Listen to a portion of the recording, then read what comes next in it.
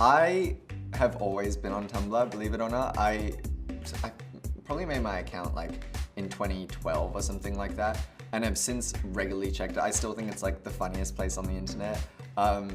And yeah, I'm excited to like be actually running a blog again. It feels good.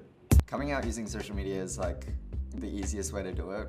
When I was finally ready, I feel like, to come out publicly, I still wasn't out to a lot of people in my personal life, and this was just like killing a million birds with one stone. Just kind of got it out of the way. So that was a really big relief. But you know, of course, you've got to wait till like the time is right for you, and you got to, you know, feel like you're in a safe environment and feel you know, supported by the people around you and everything. But once you're at that place, getting it out of the way in such a kind of freeing way was so nice. I just wanted the video to feel like a fantasy, and so the hair and makeup looks and everything was all about just fulfilling a fantasy. We pulled this like incredible mood board with like everyone from like Lee Bowery to David Bowie and Madonna, and we just had like all of these incredible images that we were so inspired by.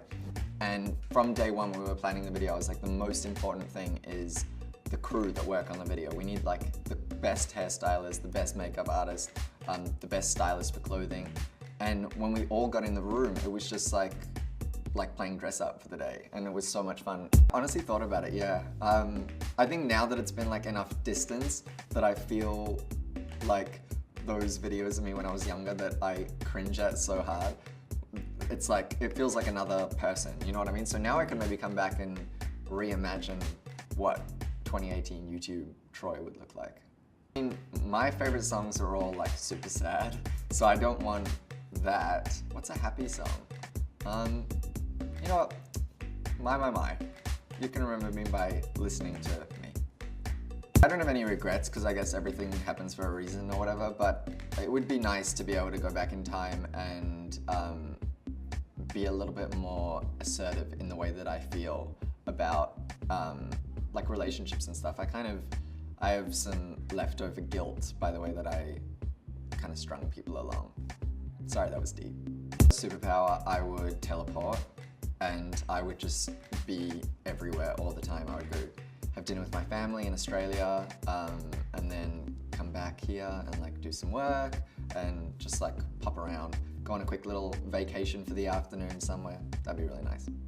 I have like a rule that I always try to write as honestly as I possibly can. Amy Winehouse was the person who made me want to start writing music because I was listening to music that was like so specific to her story. You know, she was talking about like little tiny ins and outs of her life, and here I was like on the opposite end of the world, 13-year-old kid listening to this being like, why do I connect with this so hard? And it completely shifted my perspective on music. And so I just wanted to make music as personal as I possibly could in the effort to connect with people, because I think that that's kind of music's job, is to make everybody feel a little bit more understood, because you'll hear somebody else talk about an experience that you kind of thought you were the only person in the world going through that. Last time I was touring, I was doing promo during the day and then doing the show at night. So I would like go to a radio station in the morning, maybe another radio station, and then I would go to sound check, and then I would go to play the show, and then we'd sleep on the bus and do it all again the next day. So I didn't get to see as much as I wanted to, and this time we've like shifted things around that I'm definitely going to be able to see stuff. So I'm really, really excited for that. I kind of just really lucked out in that I am surrounded by an amazing team of people who have never once tried to tell me like who to be or how to be, and that is such a blessing. So first, I think like find a team, or just find people who support you for you and understand exactly who you are.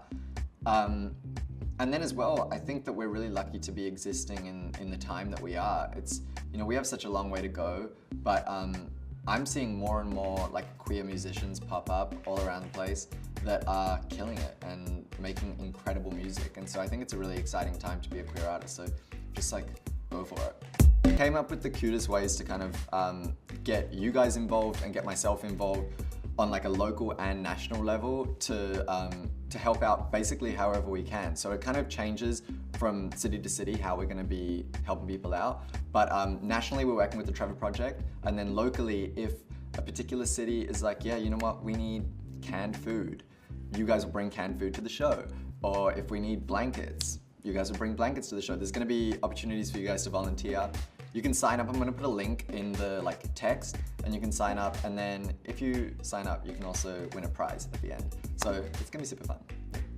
Literally all I've ever wanted to do since I was like 2 years old, as long as I can remember, was be a singer. And so, yeah, to be able to do it every single day is like obviously literally a dream come true.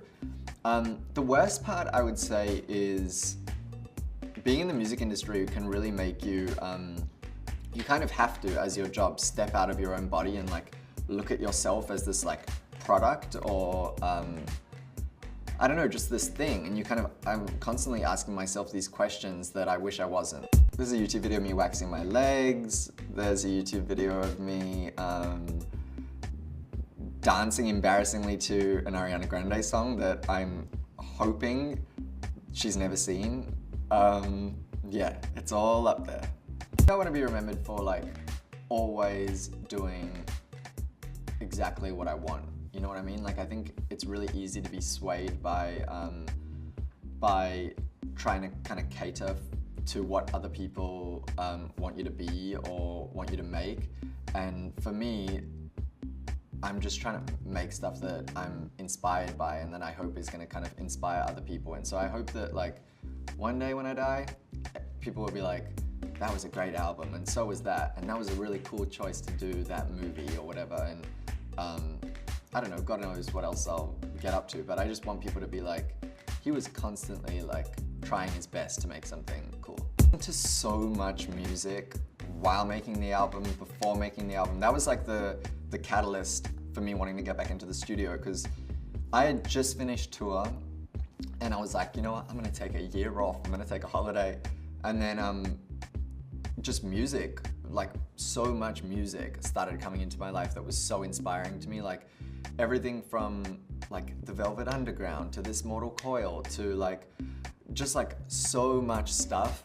And it was all so inspiring to me that I was like, I want to try that. Like I want to get in now and start making the album. Honestly, the reason why I do all of this, I love making music, and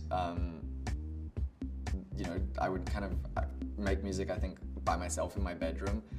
But to have this like bonus of being able to put it out there and then have people come up to you and hug you super tight and be like, that song did this for me, and it, you know, that song made me feel like you got me, or less alone, or I met my best friend at your concert, or whatever. All that stuff is like, that just like fires me up, makes me want to keep going for the rest of my life.